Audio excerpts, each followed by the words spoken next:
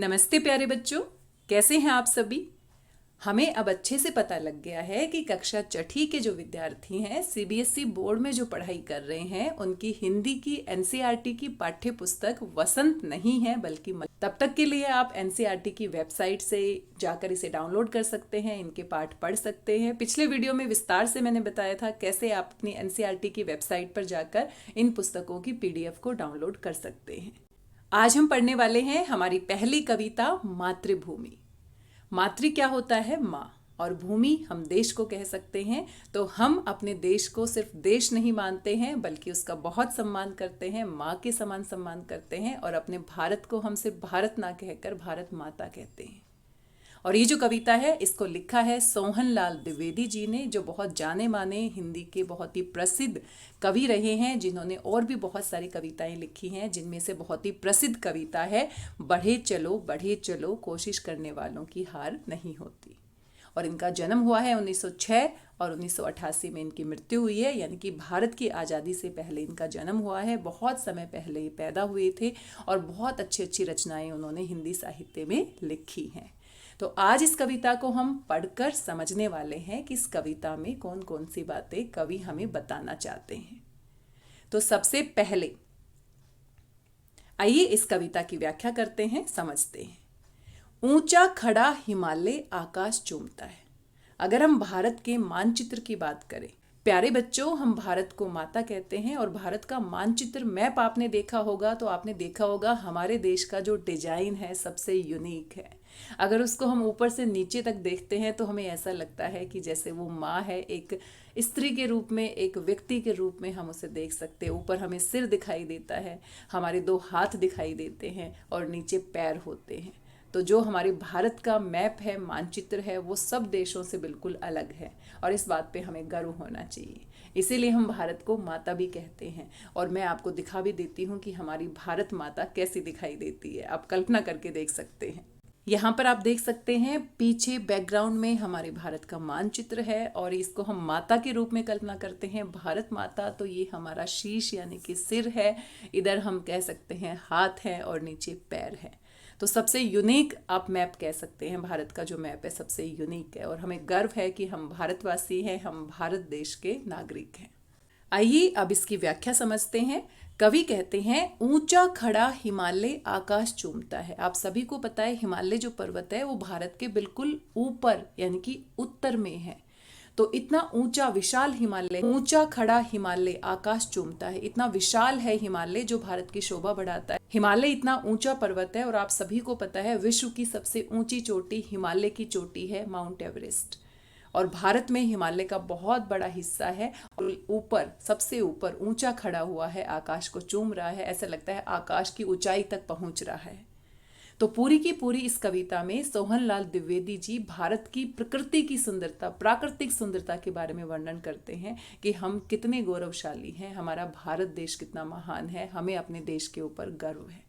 यहाँ की जो प्रकृति है वो इतनी सुंदर प्रकृति है। यहाँ पर पहाड़ हैं, नदियाँ हैं, ठंडी ठंडी हवाएं चलती हैं, बहुत सारे मौसम यहाँ पर बदलते हैं। आपको पता है बहुत सारे देश ऐसे हैं जिसमें 6 महीने गर्मी होती है, 6 महीने सर्दी होती है, या बहुत लंबे समय तक बहुत ज़्यादा ऋतुओं में परिवर्तन नहीं होता है। लेकिन भारत में हम इतनी सारी ऋतुओं को देख पाते हैं, इतना अच्छा मौसम भारत का होता है, तो हमें गर्व करना चाहिए। और ये सारी जो गौरवशाली भारत की संस्कृति है, प्राकृतिक सुंदरता है, जो सुख समृद्धि है, इसके बारे में कवि हमें बता रहे हैं। कवि कहते हैं ऊंचा खड़ा हिमालय आकाश चूमता है, कि भारत के उत्तर में जो हिमालय पर्वत है वो इतना विशाल है, इतनी ऊंचाई पर है, उसकी सबसे ऊंची चोटी आप सबको पता है, और वो ऐसा लग रहा है जैसे आकाश को चूम रहा है, भारत की शोभा को बढ़ा रहा है। नीचे चरण तले, चरण क्या होते हैं? पैर होते हैं। तो शब्दों के जो अर्थ हैं आप साथ साथ समझते हुए चलेंगे तो आसानी से आप इस कविता को समझ जाएंगे। नीचे चरण तले, तले मतलब नीचे, तले का मतलब क्या होता है? नीचे। चरण क्या होते हैं? पैर होते हैं। झुक यानी कि झुककर, नीचे चरण तले झुक, झुक यानी कि झुकना। नित मतलब हमेशा, नित का मतलब क्या होता है? हमेशा। सिंधु, सिंधु क्या होता है? समुद्र को कहते हैं, सागर को कहते हैं। और ये कौन से सागर की बात की गई है? हिंद महासागर की बात की गई है, इंडियन ओशियन की बात की गई है, हिंद महासागर। और हिंद महासागर जो है, जो बहुत समय पहले की अगर हम बात करें तो भारत के लोगों ने उसको सिंध महासागर, सिंधु महासागर भी उसको कहा जाता था। नहीं तो मतलब हमेशा सिंधु झूमता है, यानी कि भारत माता जो है उसके सिर के ऊपर सबसे ऊंचा, यानी भारत माता जो है उसके बिल्कुल पूर्व में उसके सिर के ऊपर हिमालय पर्वत विराजमान है और पैरों में हिंद महासागर झूमता है। सबसे नीचे भारत में भारत माता के जो पैर हैं, पैर पखारता है, यानी कि पैरों के नीचे क्या है? सिंधु, यानी कि हिंद महासागर है। तो ये भारत की सुंदरता के बारे में बता रहे हैं कवि। और मुझे आशा है कि आपको ये पहला जो पद्यांश है वो आपको समझ में आ गया होगा। दूसरा जो पद्यांश आप देख सकते हो यहाँ पर है गंगा यमुन। यमुन किसके लिए प्रयोग किया गया है? यमुन को यमुना नदी, यमुना नदी को ही यहाँ पर क्या कहा गया है? यमुन। त्रिवेणी, त्रिवेणी, त्रि का मतलब क्या होता है? तीन। त्रिवेणी क्या होता है? जहाँ पर तीन नदियाँ मिलती है, संगम होता है उनका। कौन कौन सी तीन नदियाँ आप सभी को पता है? गंगा है, यमुना है, और तीसरी जो नदी है वो कौन सी है? सरस्वती। तो ये तीनों नदियां जहाँ पर मिलती है, जहाँ पर संगम होता है, उस जगह को हम क्या कहते हैं? त्रिवेणी। तो ये त्रिवेणी जो है वो भारत में है। हमें गर्व है कि हमारे यहाँ पर त्रिवेणी का संगम है। गंगा यमुना सरस्वती नदियाँ आकर एक जगह पर मिलती हैं। नदियाँ लहर रही हैं, यानी कि नदियाँ क्या कर रही हैं? लहरा रही हैं, बह रही हैं। स्वच्छ नदियों का पानी हमारे भारतवर्ष में मौजूद है। जगमग छटा निराली, और इनकी जो छटा है, छटा क्या होती है? सुंदरता। छटा क्या होती है? शोभा या सुंदरता। निराली यानी कि सबसे अलग है, किसी और देश में ऐसी छटा हमें नहीं मिलेगी। जगमग, बहुत ही सुंदर। जगमग छटा निराली, और इनकी सुंदरता जो है वो बहुत ही जगमग है। जगमग छटा निराली, और इन नदियों की जो छटा है, सुंदरता है, शोभा है, वो बहुत निराली है, सबसे अलग है। पग पग छैर रही है। छैर का मतलब क्या होता है? फैलना, फैलना आप कह सकते हैं। तो फैलना, पग पग छैर रही है। पग पग यानी कि जगह जगह पर ये जो नदियां हैं इनका पानी क्या है? फैल रहा है, छैर रहा है, और अपनी सुंदरता को बढ़ा रहा है। हम सभी की प्यास को बुझाता है। पानी के बिना हम कल्पना नहीं कर सकते। इन नदियों की सुंदरता को हम महसूस कर सकते हैं। ये हमें जीवन देने वाली है। वह पुण्य भूमि मेरी। पुण्य क्या होती है? पवित्र। ये जो हमारी भारत भूमि है वो क्या है? बहुत ही पवित्र है। यहाँ पर त्रिवेणी का संगम है, यहाँ पर नदियाँ बह रही हैं, हर किसी इंसान की प्यास को बुझा रही है, उसकी ज़रूरत को पूरा कर रही है। भूमि क्या होती है? यहाँ पर देश के लिए प्रयोग किया गया है। वह स्वर्ण भूमि मेरी, और उसको स्वर्ण, स्वर्ण क्या होता है? सोना, सोने के समान है, बहुमूल्य है, स्वर्णिम है, बहुत ही सुंदर है। वह जन्म भूमि मेरी। जन्म भूमि यानी कि इस भूमि में, इस भारत भूमि में, इस भारत देश में मैंने जन्म लिया है, ये मेरी है। और जब हम कहते हैं ये चीज़ मेरी है तो अपनापन झलकता है, प्यार झलकता है। ये हमारा देश है, मेरा देश है, यानी कि मुझे इसका सम्मान करना है। जब मैं कहती हूँ देश हमारा है तो हम सबका है, अच्छी बात है। लेकिन जब मैं कहती हूँ ये देश मेरा है तो रिस्पॉन्सिबिलिटी बढ़ जाती है, हमारी जिम्मेदारी बढ़ जाती है कि मुझे इसकी सुरक्षा करनी है, इसके ऊपर गर्व करना है। वह मातृभूमि मेरी। मातृभूमि यानी कि मेरी माँ के समान है। ये जन्म भूमि है, स्वर्णिम भूमि है, पवित्र भूमि है, और ये सारी की सारी विशेषताएं भारत के लिए प्रयोग की गई है। झरने अनेक झरते, और बहुत सारे पहाड़ हैं, नदियां हैं, और पहाड़ों से झरने, झरने आप सभी को पता होगा, वाटरफॉल आप कह सकते हैं। झरने अनेक झरते, बहुत सारे झरने निकल कर बहते हैं जिसकी पहाड़ियों से, बहुत सारी पहाड़ियों से। पहाड़ों से झरने कहाँ से निकलते हैं? पहाड़ों से, क्योंकि झरने का जो पानी होता है वो ऊंचाई से नीचे गिरता है। तो पहाड़ों से जो बर्फ होती है वो पिघल पिघल कर क्या होती है? झरनों के रूप में फिर मैदानी भाग में आती है और नदियों में मिल जाती है। चिड़िया चहक रही हैं, और इतना अच्छा मौसम है, वसंत ऋतु का मौसम, बहुत सारे मौसम यहाँ पर बदलते हैं। चिड़िया चहक रही हैं, चिड़िया चहक रही हैं, ची ची की आवाज़ कर रही है, खुश हो रही हैं, खुश होकर चहक रही हैं। हो मस्त झाड़ियों में। झाड़ियाँ यानी कि जो भी आसपास पेड़ पौधे हैं उनके ऊपर जो पक्षी हैं, जो चिड़ियाएँ हैं, वो बहुत खुश होकर क्या कर रही हैं? चहक रही हैं, और उनकी जो आवाज़ है बहुत ही मधुर लगती है। और ये दो प्यारे से बच्चे आप देख सकते हो कितने खुश हैं, अपनी भारत भूमि पर गर्व कर रहे हैं। और ऊपर आप देख सकते हो ये हिमालय पर्वत सबसे ऊंचा, ऐसे लगता है इसकी चोटियां किसको छू रही है? आसमान को छू रही है। कितनी हरियाली है, कितना अच्छा और कितना सुंदर, कितनी सुंदर प्राकृतिक समृद्धि हमारे भारत देश में मौजूद है। आगे कवि कहते हैं अमरैया घनी है। अमरैया क्या होती है? जब अमरैया घनी है, अमरैया क्या होती है? जब आम जो लगते हैं पेड़ों के ऊपर, तो पेड़ों के ऊपर जो बोर आता है आम लगने से पहले, उसको अमराई कहते हैं। और वसंत ऋतु में ये होता है। अभी वसंत ऋतु चल रही है क्योंकि अप्रैल के महीने में वसंत ऋतु आती है। और जब बहुत सारी अमराइयाँ होती हैं, आम लगने वाले होते हैं, तो कोयल की कू कू कू आप सुनते हैं। कुहू कुहू, कितनी मधुर आवाज़ में कोयल पुकारती है। आपने सुना होगा। आजकल भी अगर आप बाहर जाकर देखेंगे, सुबह सुबह देखेंगे, तो बहुत सारी कोयल आपको कूकती हुई नजर आ जाएंगी। बहती मलय पवन है। मलय क्या होता है?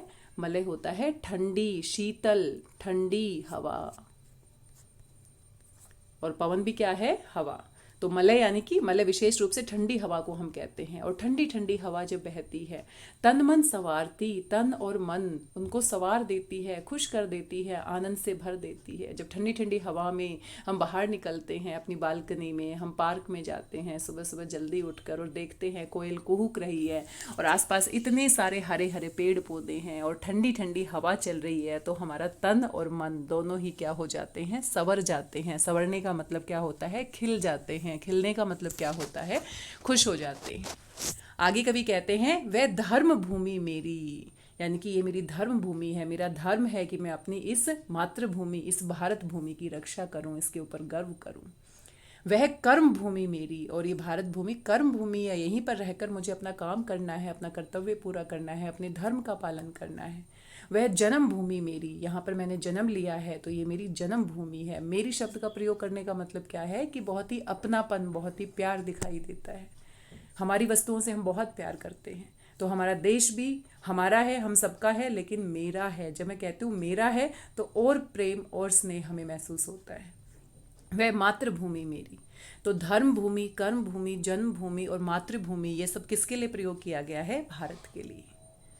जन्मे जहाँ थे रघुपति। रघुपति आपको पता होगा, रघुवंश में पैदा होने वाले श्री राम के लिए प्रयोग किया गया है। श्री राम के बारे में आप सभी जानते हैं। श्री राम मर्यादा पुरुषोत्तम थे और इतने अच्छे राजा थे, इतने अच्छे व्यक्ति थे। उन्होंने सबके साथ बहुत अच्छा किया। कितनी अच्छी शिक्षा हमें उनके जीवन से मिलती है। तो ये वही मेरी भूमि है, ये वही मेरी भारत भूमि है जहाँ पर श्री राम जैसे महान राजा पैदा हुए हैं। इस बात पर मुझे गर्व है। जन्मी जहाँ थी सीता, और राम की पत्नी सीता, सीता मैया, सीता को हम मैया कहते हैं, भगवान श्री राम हम कहते हैं। तो सीता माता ने कितना अच्छा जीवन जिया, किस तरह से अपने सभी कर्तव्यों का पालन किया। तो यहाँ पर ये वही जन्मभूमि है जहाँ पर राम और सीता ने जन्म लिया। ये वही जन्मभूमि है जहाँ पर राम और सीता ने जन्म लिया। श्री कृष्ण ने सुनाई वंशी पुनीत गीता। पुनीत का मतलब क्या होता है? पवित्र। वंशी का मतलब क्या है? बांसुरी। श्री कृष्ण के बारे में श्री कृष्ण के बारे में आप सभी जानते हैं। श्री कृष्ण भी भारत में ही पैदा हुए हैं और श्री कृष्ण ने वंशी बजाकर, बांसुरी बजाकर सबका मन मोह लिया है और साथ में गीता का उपदेश दिया है। कुरुक्षेत्र की युद्ध भूमि में जब अर्जुन को समझ नहीं आ रहा था कि मेरे सामने तो मेरा परिवार खड़ा है, मैं कैसे युद्ध करूंगा, तो गीता का उपदेश उन्होंने दिया था कि हे पार्थ, तुम्हें कर्म करने का अधिकार है, फल की चिंता करने की आवश्यकता नहीं है। अगर कोई गलत कार्य करता है तो उसको सजा मिलनी आवश्यक है। गौतम ने जन्म लेकर जिसका सुयश बढ़ाया। गौतम किसके लिए प्रयोग किया गया है? भगवान बुद्ध। गौतम बुद्ध, बुद्ध का नाम सुना होगा आपने, गौतम बुद्ध। गौतम ने जन्म लेकर जिसका सुयश बढ़ाया। सुयश क्या होता है? प्रसिद्धि। भारत भूमि में जन्म लेकर भगवान बुद्ध ने दया का पाठ पढ़ाया सबको। सभी के ऊपर दया करनी चाहिए, सभी के साथ भाईचारे की भावना के साथ रहना चाहिए, सभी का सम्मान करना चाहिए, मानवता का उपदेश दिया। तो ये हमारी भारत भूमि है जहाँ पर भगवान बुद्ध, गौतम बुद्ध जैसे महान पुरुषों ने जन्म लिया और इसका सुयश बढ़ाया, इसको और अधिक प्रसिद्ध कर दिया, पूरे विश्व में प्रसिद्ध कर दिया। भगवान बुद्ध को मानने वाले लोग पूरे विश्व में हैं। बौद्ध धर्म को मानने वाले लोग पूरे विश्व में फैले हुए हैं और उन्होंने जो दया का पाठ पढ़ाया था, मानवता का पाठ पढ़ाया था, आज भी लोग उसको फॉलो करते हैं, उसका अनुसरण करते हैं। जग को दया दिखाई। किसने दया दिखाई? भगवान बुद्ध ने। जग को दिया दिखाया। दिया यहाँ पर क्या है? यहाँ पर प्रकाश। हम दूसरों के ऊपर अत्याचार कर रहे थे, अज्ञान का प्रतीक है, लेकिन उन्होंने ज्ञान हमें दिया कि हमें सबके ऊपर दया करनी चाहिए, किसी के ऊपर अत्याचार नहीं करना चाहिए। और ये पाठ किसने पढ़ाया? गौतम बुद्ध ने। वह युद्ध भूमि मेरी।